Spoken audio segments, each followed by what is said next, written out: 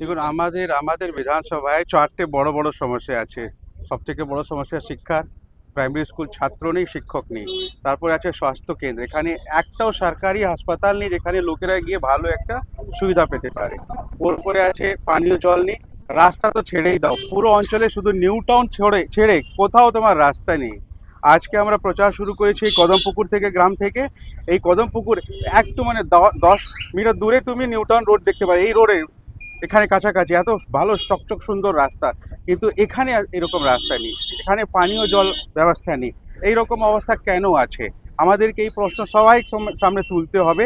আর এই সমস্যাগুলো এতদিন যারা শাসক দল হোক বা বিরোধী দল হোক বা যা হোক, কেউ কিছু কাজ করেনি।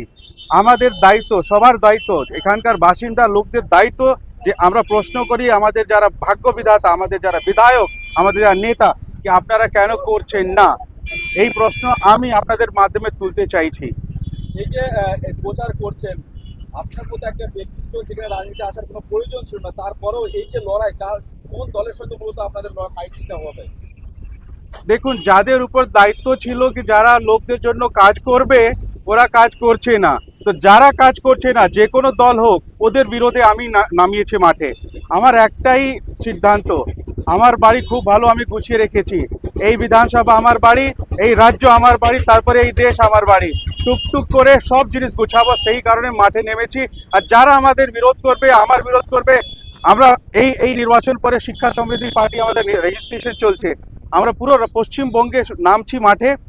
আগামী নির্বাচনে এই যে পঞ্চায়েত ইলেকশন হবে, আমরা প্রার্থীগতভাবে, আমরা পার্টিগতভাবে প্রার্থী দিচ্ছি। তো যারা বিরোধ করতে চাইছে করুক, আমরা কিন্তু ওই ভালো কাজ করব আর করেই ছাড়বো আমরা। এখানে রাজারহাট নিউ টাউনে তৃণমূল বিজেপি তারা যথেষ্ট একটা শক্তিশালী দল, সেখানে লড়াইটা মূলত কতটা কঠিন হবে বলে মনে করছেন আপনি? দেখুন, এই যে শক্তিশালী বললে না, ওদের কাছে টাকা পয়সা বেশি আছে, মাসেলস পাওয়ার, মানি পাওয়ার বেশি আছে। কিন্তু যা জিনিস ওদের কাছে নেই, আমাদের কাছে আছে বুদ্ধি, আমাদের কাছে সাহস, আমাদের কাছে ক্ষমতা। আমরা যখন চেয়েছি, আমি একটা আইনজীবী যখন মাঠে নেমেছি, ওদেরকে ভালো করে চ্যালেঞ্জ করছি আর করে নেব আমরা। তো শেষ এই রাজারহাট নিউ টাউন বাসীর জন্য কি বার্তা দেবেন আপনি?